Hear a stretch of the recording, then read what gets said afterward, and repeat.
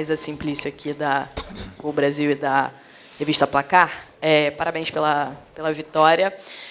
Mas, antes de falar do jogo, eu queria tocar no ponto do Bruno Henrique, que foi uma notícia que a gente teve ontem, né, várias situações, enfim, envolvendo uma denúncia em relação ao Bruno Henrique. Ele veio para o jogo hoje, você colocou ele em campo. Eu queria saber se vocês conversaram, como é que está a cabeça dele diante de tudo isso que está acontecendo, Felipe. E queria saber de você, né, que sempre é um cara que se posiciona muito bem sobre diversos assuntos envolvendo futebol.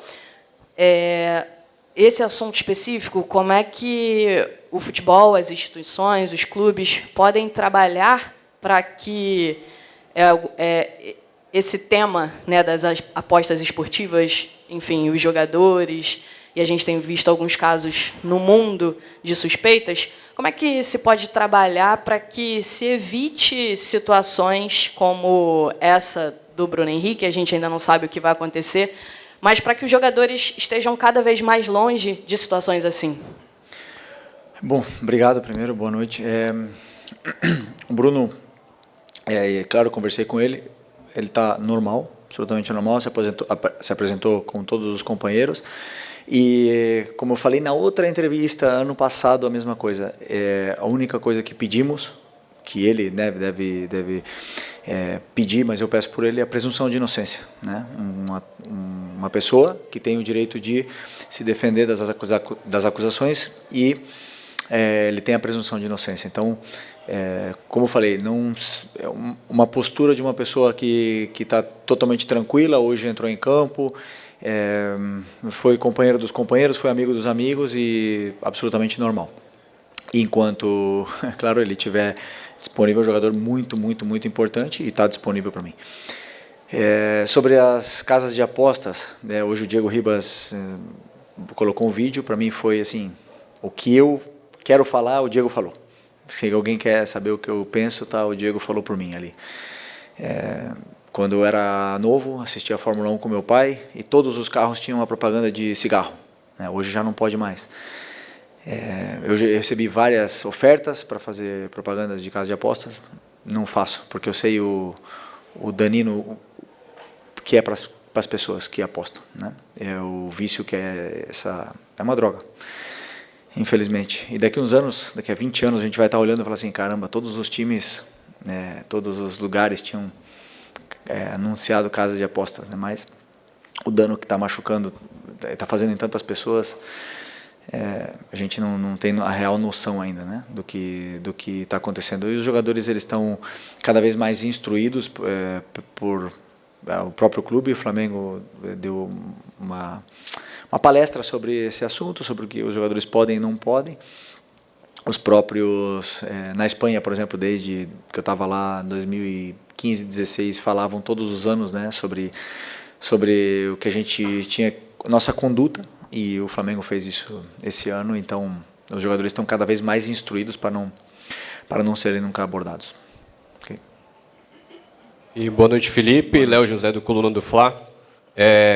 Ainda também no extracampo, hoje a gente viu o Flamengo jogar jogo em casa, no Maracanã, só que para 30 mil, 32 mil torcedores no Maracanã.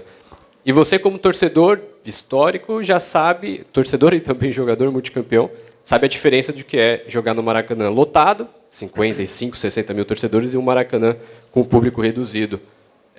Como que é para você, agora como técnico, encarar um Maracanã com esse público, sendo que a gente sabe que o potencial da nação rubro-negra é botar 60, 65 mil torcedores? O que eu mais quero é que o nosso torcedor nos leve e nos empurre e lote o Maracanã.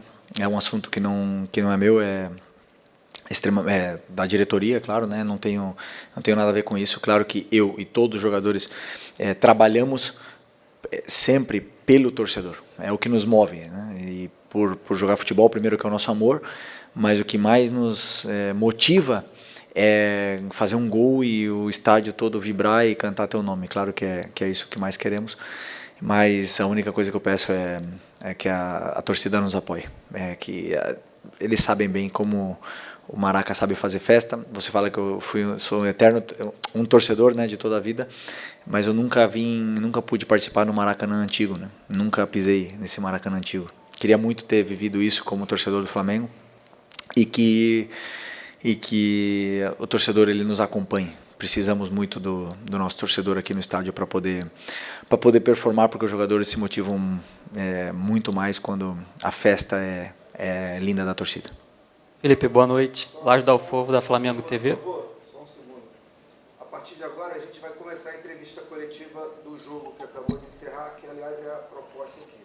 Sobre questões institucionais, vocês procurem a Mariúcha, ela marca com a direção jurídica e ele vai atender vocês, esclarecer as questões. A partir de agora, a gente fala aqui sobre jogo, tá bom? Vamos lá. E Felipe, Laje Dalfovo aqui da Flamengo TV, sobre aspectos positivos, né? Hoje foram tantos, seu plano inicial de jogo, gols de bola parada, o Danilo fazendo gol, indo muito bem, cruzamento certeiro do Wesley, você até deu um abraço nele ali, bem legal, o Pedro, mais um golaço do Arrascaeta. Queria que você comentasse como técnico, quão orgulhoso você sai dessa partida, uma goleada histórica, e o quanto isso vai impactar na confiança dos jogadores para esses próximos jogos. Bom, eu estou muito feliz pela vitória, pelo resultado, pela eficácia, né, que fala, né? Que vocês cobram tanto aqui em todas as coletivas. Eu sempre digo que tem vezes que a bola vai entrar de um jeito que ninguém espera e tem dias que a bola não vai entrar. Isso é futebol, mas os jogadores têm esse poder ofensivo. Mas eu não me iludo com o resultado, eu não me iludo com nada disso. Eu sempre, quando analiso, eu tento colocar o resultado de lado, né, independente da vitória ou da derrota. E hoje, os gols que a gente fez cedo nos deram esse poder, essa confiança e tudo mais, mas são muitas coisas que eu sei que fizemos bem, mas também tem muitas que não fizemos bem.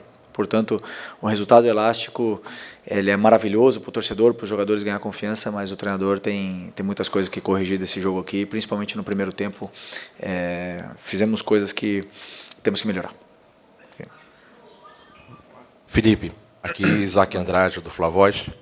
Nessa vibe de jogo boa que aconteceu hoje, mas recapitulando que nos resultados ruins do Flamengo, principalmente na última derrota, você disse, a culpa é minha. Então eu vou fazer agora o contrário. Hoje, o mérito é teu. O que o Felipe Luiz hoje, né, que ganhou, que encantou e que já antecipou o chocolate para várias famílias rubro-negras, fez para ganhar da forma como ganhou do Juventude?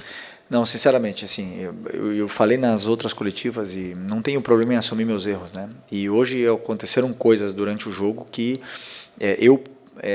o plano ali que o teu companheiro falou, não foi totalmente perfeito, né? Na parte da defesa principalmente, mas os jogadores tiveram uma noite feliz, foram muito superiores, confiança lá em cima, o plano realmente ajudou, eles encontraram os espaços e machucaram muito, né, a defesa do Juventude de uma forma assim mais leve, né? Comparando com aquela derrota, hoje também, em referência ao último jogo, 3 jogadores saíram, igual que aquele jogo, e segundo vocês, o Central Córdoba era um adversário muito inferior, né? E serve de aprendizado para todos nós, né? Para vocês, para todos, que não é assim no futebol, não é fácil. E os jogadores, a diferença é que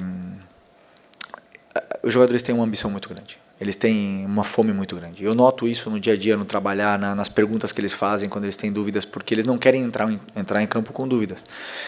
Então, como a gente fez gol cedo, de bola parada e tudo mais, aí eles se sentiram cada vez mais confortáveis no campo, o Juventude cada vez menos, e nos deu esse resultado elástico, que é muito bom para Pedro, para próprio Danilo, como falou, o Arrascaeta continuar no nível que ele está. Então é importante que essas vitórias elas venham e nos aproxime muito desse jogo que queremos com a bola, que é o mais importante.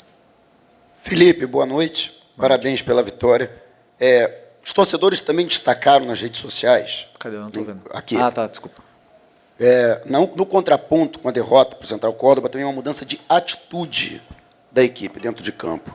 Até que ponto também o aprendizado daquela derrota, como ela veio, foi importante já para uma resposta imediata no domingo diante do Grêmio e, na sequência, essa vitória da maneira como aconteceu com o time, sendo mais objetivo, né, sendo mais dominante na partida e procurando também resolver o quanto antes possível o jogo. Bom que você me lembre desse jogo do Central Córdoba, porque eu não vou esquecer, né? Pelo visto vocês também não, mas claro que é um aprendizado e a gente tem que lembrar sempre para os jogadores, sempre. A derrota ela está aí. Se você não tiver no seu melhor dia, a derrota vai aparecer. Então, eu só não concordo com a mudança de atitude, porque aquele jogo contra o Central Córdoba a gente teve 2 chances, ou 3 claras, né? O Juninho teve uma chance clara no começo do jogo, que eu lembro agora, não estou lembrando das outras, para fazer 1-0, e a bola não entrou, hoje ela entrou. E isso dá uma confiança muito grande. A única diferença é que aquele dia, como a bola não entrou e nós tomamos o gol, o treinador cometeu um erro depois. E hoje a bola entrou, e os jogadores cada vez mais confortáveis. Então, a atitude eu não concordo contigo. O resto, que foi um aprendizado, não tenha dúvida que a derrota ela machuca, mas ela ensina muito.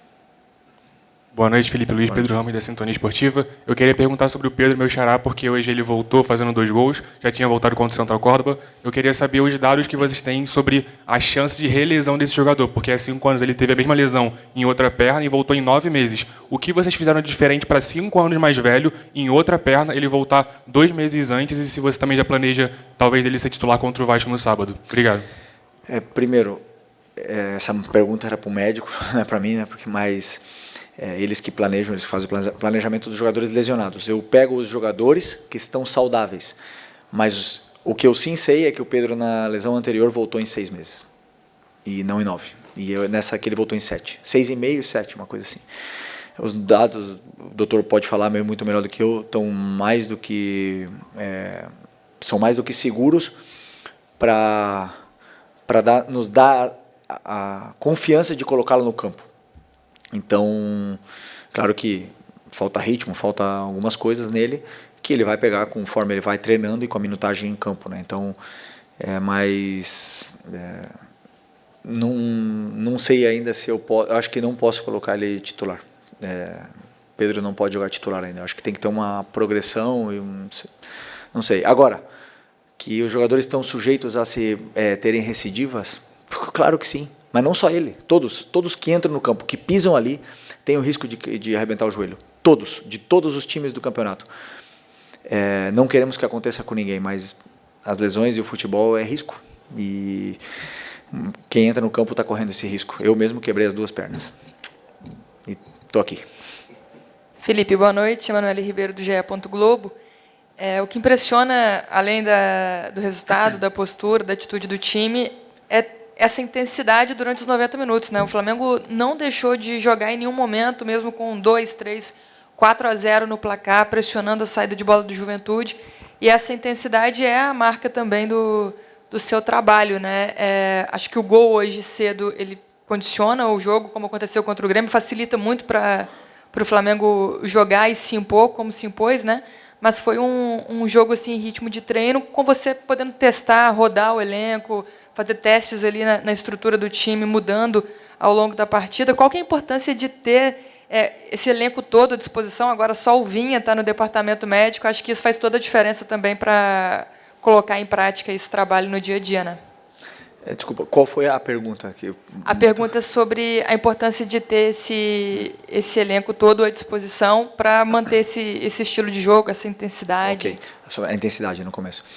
Verdade, uma das coisas que eu bato muito na tecla e que eu luto muito é que o time não baixe o ritmo, que continue com o ritmo alto, a intensidade alta, pressionando o tempo todo.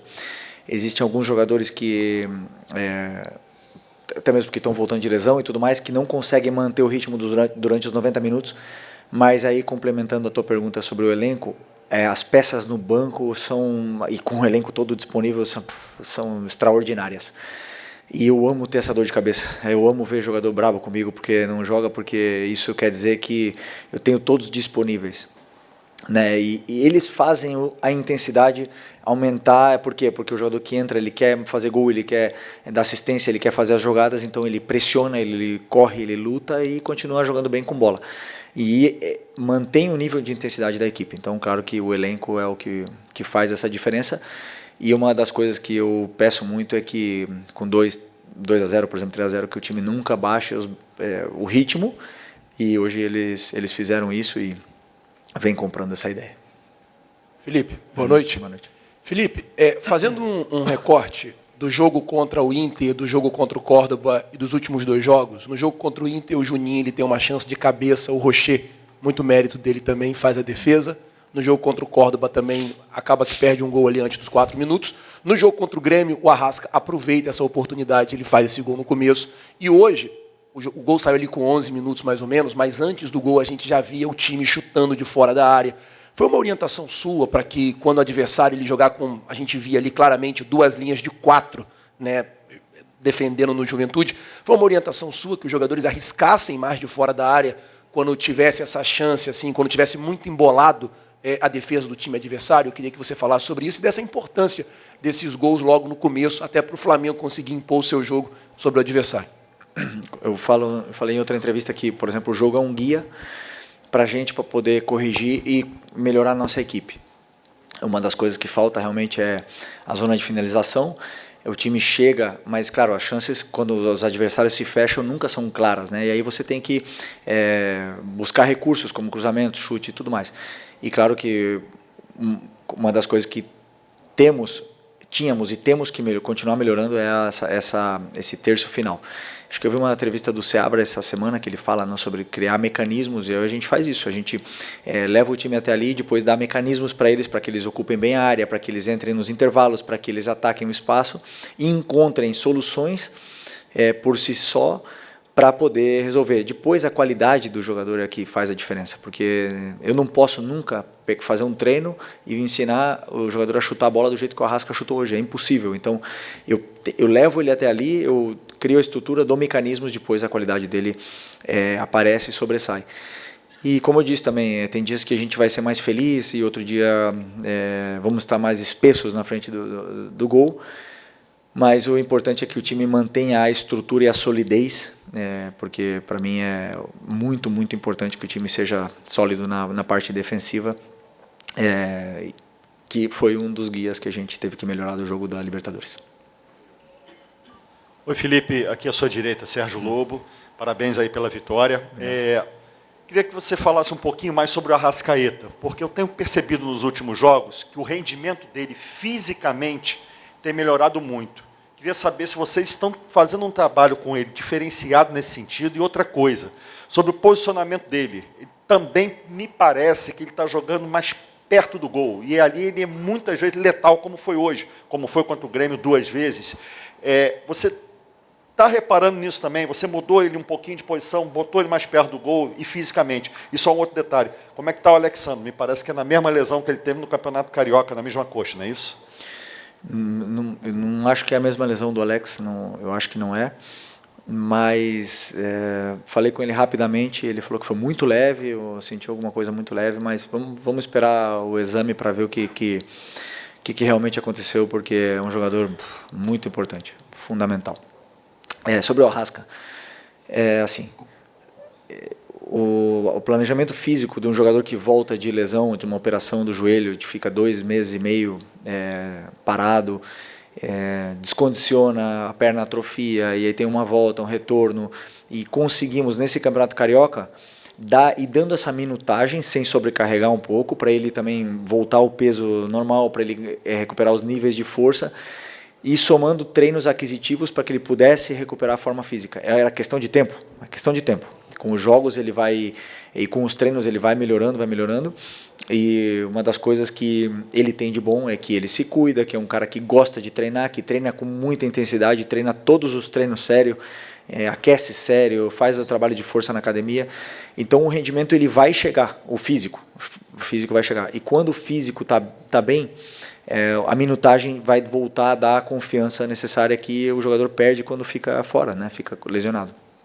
E hoje ele está já perto do prime do que a gente conhece. É um jogador muito diferente, como eu falei, é muito diferente. Ele é muito diferente. É uma loucura ver o que ele faz nos treinos e nos jogos. É um jogador que é muito especial. E sobre a posição dele, São ajustes micro, detalhes que a gente faz, mas não é o pisar na área ou chegar mais perto da área, é uma característica dele. É um jogador que tem números. Ele te dá gols e assistências altos durante uma temporada. Então ele dá quase toda a temporada mais de 10 gols e mais de 10 assistências. Portanto, é um jogador que pisa a área. Um jogador que não pisa a área, que não tem essa facilidade de chegar, ele não te dá esses números. Então, é uma coisa dele, e nos próprios treinos você vê que ele está ali toda hora, que ele está chegando porque ele tem esse faro, né, de gol e de assistência. Então, é mais dele do que meu, esse posicionamento. Boa noite, Felipe. Aqui, Sidão Marinho da Litoral News. O Flamengo faz um belíssimo início de brasileiro. É o time que mais cria grandes chances disparado. É o melhor ataque da competição também de forma disparada. Queria que você fizesse uma análise dessas 4 rodadas iniciais, se a equipe está produzindo tudo aquilo que você quer dentro do gramado. São 2 jogos agora em sequência, sem sofrer gols também. De que maneira você trabalha com os seus jogadores a partir de agora para manter essa regularidade dentro do Campeonato Brasileiro? É o campeonato que requer regularidade, 38 rodadas, para chegar lá no final e conquistar o título. Obrigado. É uma maratona, né? Mas o que eu peço para eles é fácil. É que hoje à noite comemorem, não podem sair, mas é porque tem jogo sábado, mas eu falo assim, que comemorem, que curtam o jogo, a vitória, que esqueçam tudo e que curtam essa vitória, porque não é fácil vencer. Não é fácil vencer. Confia em mim, não é fácil vencer. E curtam hoje e amanhã é Vasco. É trabalhar, preparar o jogo contra o Vasco. Vamos treinar com os jogadores que não jogaram. Sexta-feira vamos preparar o jogo e vamos para o sábado para tentar fazer um grande jogo. Não temos que pensar na rodada 30, nem na 38. Temos que pensar na próxima rodada. Esse é o meu pensamento, o que eles também consomem, é o dia a dia, é o jogo que vem, como diria meu treinador, é partido a partido, né? A gente trabalha assim e vem dando certo. Boa noite, Felipe. Bruno Castanha, B2 Esporte. A gente vem falando nesses últimos jogos sobre a falta de contundência, de efetividade do Flamengo nesses últimos jogos. Hoje não, hoje teve muitos gols e gols de cabeça, gol de fora da área, mas eu quero falar especificamente do gol do Plata. Você, ano passado, eu te perguntei sobre a posição que você pensava em escalar o Plata e você me falou que ele poderia ser esse falso 9. Hoje você escalou nessa posição, ele faz um gol no ataque-espaço, que você fala que é fundamental para o jogo, mas também o que ele gera de jogo jogando por ali. Eu queria que você comentasse especificamente sobre isso. Obrigado. O Plata é um jogador muito completo. É um tipo de jogador que apaixona o torcedor, porque ele corre o jogo todo, ele luta, ele tem muita qualidade, ele joga muito bem pressionado. Ele não foi falso 9, ele foi 9, verdadeiro 9. É um 9 que tem que apoiar quando tem que apoiar e tem que atacar espaço quando tem que atacar, e fez um excelente jogo. O difícil é deixar o Plata fora. Isso é difícil para o treinador. Então, às vezes, quando um cara é tão bom, o treinador ele tem que dar um jeito de colocar esse jogador. E por isso que eu falo, é muito bom ter essa dor de cabeça, porque quando não começa a Plata, pode entrar no segundo tempo, tem Luiz, tem Matheus Gonçalves que não jogou, e o Gerson pode jogar de volante, o Plata pode jogar de atacante. Eu vou mexendo essas peças desse jeito para poderem jogar, porque como é que eu deixo fora? O Plata ele é muito bom, e aí que eles brigam entre eles, e eu também quebro a cabeça aqui que quem sai ganhando com isso é o elenco. Felipe, tudo bem? Boa noite aqui no meio. Gabriel Rafa, canal Paparazzo Rubro Negro. Parabéns pela vitória. Felipe, hoje você teve um retorno importante, né, do Danilo, zagueiro, que a gente sabe da qualidade que tem o Danilo. Hoje foi um jogador que de 104 passes que ele deu, foram 100 passes certos, foram 4 passes errados durante todo o jogo, acabou fazendo gol também. Um jogador que acelera muito a partida. Eu queria que você falasse sobre o retorno do Danilo e como você enxerga essa briga pela posição lá atrás, né? Você tem o Léo Pereira e o Léo Ortiz, que eram jogadores que ainda são jogadores com maior minutagem no ano, com exceção do Rossi, claro. Como que você enxerga agora com o retorno do Danilo essa briga pela posição lá atrás? Obrigado, parabéns pela vitória. Um jogador, não preciso nem falar, né, do nível desse jogador. Vocês viram hoje e vocês viram na seleção, viram a carreira que ele fez, então não dispensa comentários a qualidade que tem esse jogador. Que você falou dos 104 passes que ele deu no jogo e 100 certos, mas quantos desses passes foram passes importantes para frente, que rompem linhas, passes que nos levam até a área do adversário? Isso são os passes que eu conto, não o número deles. Então é um jogador que escolhe o passe certo, a jogada certa, né? E isso para mim é muito importante. Não escolhe a jogada mais difícil, escolhe a jogada certa. E, além de tudo isso, é um líder, é um cara que tem comportamento de líder, de capitão, um cara que se comporta com uma liderança natural e contagia muito os companheiros. Então, desses caras que é muito bom ter como jogador. Oi, Felipe aqui, tudo bem? Parabéns pela grande vitória, David Sharp, do Antenados na jogada. Aqui uma coincidência ou não, é que nessas partidas que o Flamengo ganhou, hoje, contra o Grêmio, contra o Vitória, o Flamengo jogou com 2 meias, né, com o Gerson e com a Arrascaeta. Contra o Inter não jogou com nenhum dos dois, desde o começo, jogou com 4 atacantes, e contra o Córdoba jogou só com a Arrascaeta, se não me engano, de início. Só com a Arrascaeta. Plata jogou. Plata, que faz muitas funções. Mas até que ponto, eu já te perguntei isso outras vezes, né? Os dois jogando fazem toda a diferença, não só pela qualidade deles, mas pelo próprio sistema do time, né? Hoje eu vi o Arrascaeta, até como o Sérgio Lobo falou, próximo do gol, mas também ali muito pelo lado esquerdo e voltando o tempo todo para buscar a bola, para sair jogando com o time. Até que ponto isso faz diferença? E eu queria propor uma pergunta filosófica também sobre esse negócio de aposta, já que você falou muito bem, concordo completamente, se você puder responder, obviamente, porque partindo do princípio ainda que fosse verdade que o Bruno Henrique combinou, o que combinou com os parentes e tudo mais, o que isso de fato implica negativamente para o futebol, espetáculo, e para os torcedores, no caso daquele jogo que o Flamengo acabou perdendo, foi no final, na prática, pelo menos na minha opinião, não implica nada de negativo para o esporte, para o jogo de manipulação de resultados especificamente, né? Bom, sobre o... Eu já até esqueci a tua pergunta. Dos meias. Sobre os meias, é muito fácil responder a tua pergunta, que você citou o Internacional, que eu joguei sem meias. Não joguei, eu não tinha meias. Ou seja, vocês falam, quem meias eu tenho no plantel? Arrasca, Gerson e Plata. São os 3 jogadores. Quem faz a meia? Luiz Araújo faz a meia. Matheus Gonçalves pode fazer a meia. E aí? Quem mais faz a meia? Então, eu joguei sem meia. Sim. E quem eu coloco na meia? Então, tem coisas que o treinador faz porque inventa, né, um ataque de treinador, que eu chamo. A gente acha que vai ganhar de uma forma, a gente inventa, bota 4 atacantes, e tem outras coisas que eu não tinha esses jogadores disponíveis para colocar na equipe, os 3, Gerson, Arrasca e Plata, e aí eu elaborei um plano de jogo onde eu achava que poderia dar resultado, e fizemos um jogo superior ao do Inter, finalizamos mais, tivemos mais chances e não vencemos, não importa, é futebol. O meu trabalho é esse, é achar soluções para a equipe dentro desse quebra-cabeças que eu tenho que montar e deixar o time mais fluido possível. Quando o time está com todos os jogadores disponíveis é mais fácil, quando tem lesões, quando tem jogadores nas seleções, claro que é mais difícil de montar esse quebra-cabeça, mas é meu trabalho e eu gosto, eu aproveito, eu desfruto. Sobre as apostas já foi respondido a primeira pergunta. Okay? Felipe, boa noite. Ian Repia, Faz Andar e Sintonia Esportiva. A gente já traçou alguns paralelos, você já falou também sobre a derrota na Libertadores para o Central Córdoba, traçando paralelos com o jogo de hoje também. Naquela ocasião, você foi muito criticado por parte da torcida e da imprensa também por ter feito algumas mudanças, não ter entrado com um time que muitos acreditam ser o titular, né? Poupou ali o Gerson, o Pulgar, o Wesley. Hoje você também promoveu muitas mudanças e a gente viu um jogo espetacular do Flamengo. Você já falou que tem coisas para corrigir, sempre tem, mas o Flamengo foi bem superior, fez um placar histórico no Maracanã. Isso, de certa forma, é um recado, passa um recado para a torcida e para a parte da mídia de que as mudanças vão acontecer de acordo com o que você tem à disposição e com o plano de jogo traçado para aquele jogo. Que não foram as mudanças o motivo pela derrota do Flamengo, assim como não foram as mudanças também só o motivo para a vitória de hoje. Não, é que assim, aquele dia, sobre as mudanças, né?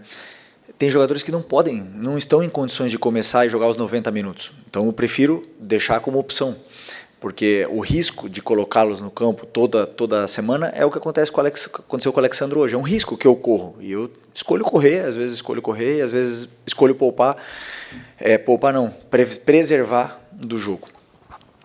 Mas não foi esse o motivo de ter perdido o jogo contra o Córdoba. E as críticas são válidas.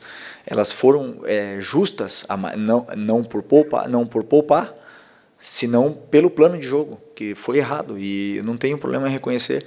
E vão acontecer outros que vão dar errado. E talvez a gente perca também, ou talvez os jogadores ganhem por si só dentro do campo. Então eu não tenho problema em ser criticado, em ser vaiado, que a torcida me cobre, porque quando eu vim pro Flamengo, eu sei como é que é esse clube e eu vivo bem com isso. O problema desse trabalho aqui é que eu gosto até quando dá errado. E quando tem crise, eu gosto, eu desfruto, eu aproveito, eu melhoro, eu cresço e é assim que eu vivo. Claro que não é confortável, não é nada agradável, mas é parte do meu trabalho. E não é mandar recado a ninguém, não quero mandar quando vence, nada disso. O que eu quero é vencer o jogo, vencer o próximo e chegar num objetivo nosso que é estar lá em cima no final do campeonato.